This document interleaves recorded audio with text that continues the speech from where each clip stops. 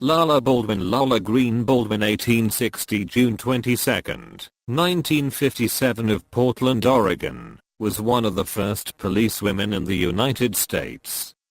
In 1908, she was sworn in by the city of Portland as superintendent of the Women's Auxiliary to the Police Department for the Protection of Girls, later renamed the Women's Protective Division, with the rank of Detective 4.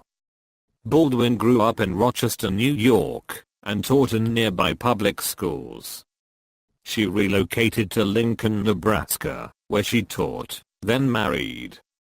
She, her husband, and their 2 sons later lived in several U.S. cities, where Baldwin engaged in volunteer social work related to unwed mothers and other young women in trouble. In 1904, when Baldwin was 44, the family moved to Portland, where her husband continued his dry goods career. Women's groups such as the Travelers Aid Society, concerned that the Lewis and Clark Centennial Exposition, scheduled for 1905 in Portland, posed a danger to single women working at the fair, hired Baldwin to supervise a project to protect girls and women. Success at the fair led to similar work thereafter, and eventually to her hiring in 1908 as a police officer.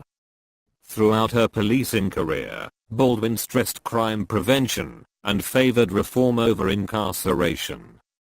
She promoted laws to protect women, advised other jurisdictions about women's law enforcement issues, and demonstrated by example that women could be effective police officers.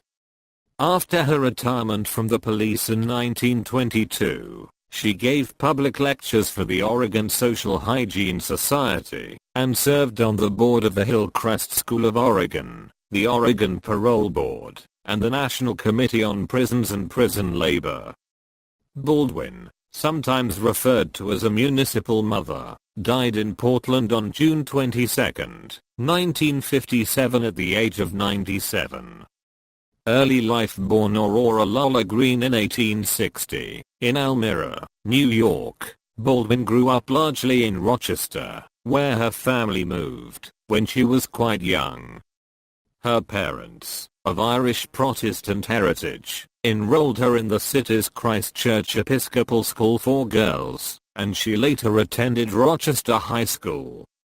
When her father died in 1877, she was forced to withdraw from school and seek work, finishing her high school studies on her own.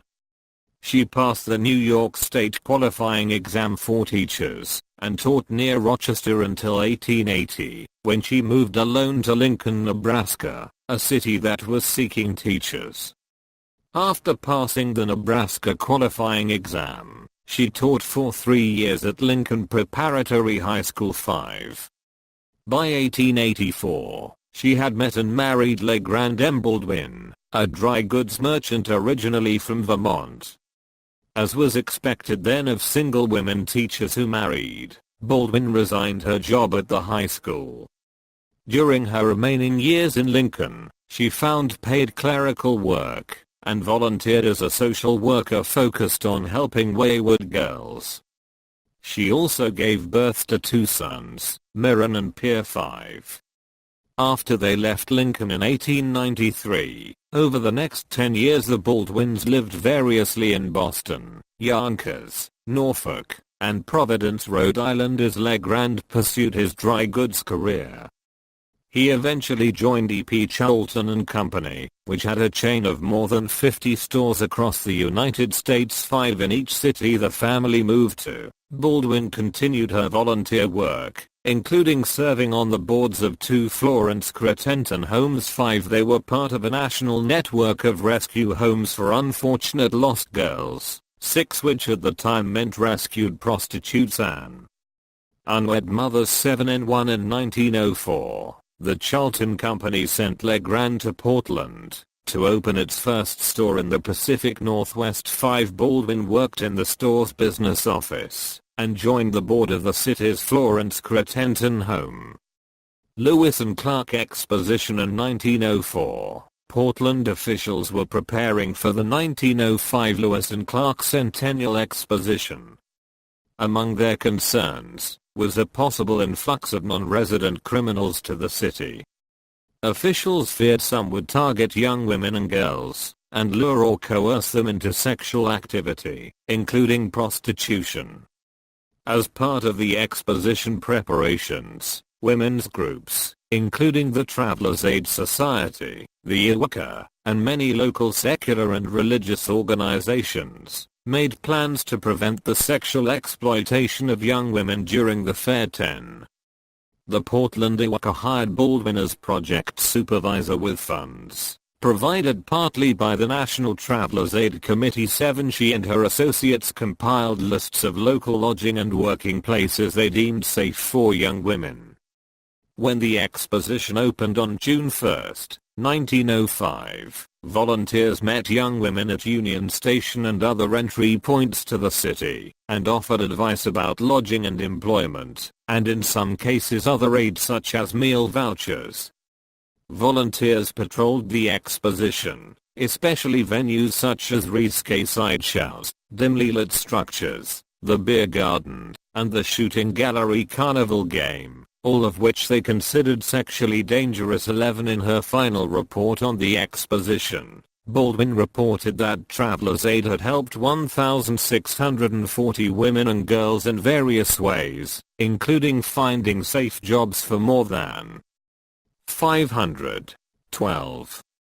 After the fair ended, Baldwin retained a position with the local Travelers Aid branch, based at the IWCA 13. Over the next 3 years, she continued the kinds of work she had done during the Exposition, often helping runaways and young women with legal troubles. 13 Supported by Mayor Harry Lane and the Portland Police, she eventually convinced the city council to create and fund what was formerly named the Women's Auxiliary to the Police Department for the Protection of Girls. 13 Later renamed the Women's Protective Division WPD. 14 On April 1, 1908, she was sworn in as superintendent of the auxiliary with the rank of detective. 13.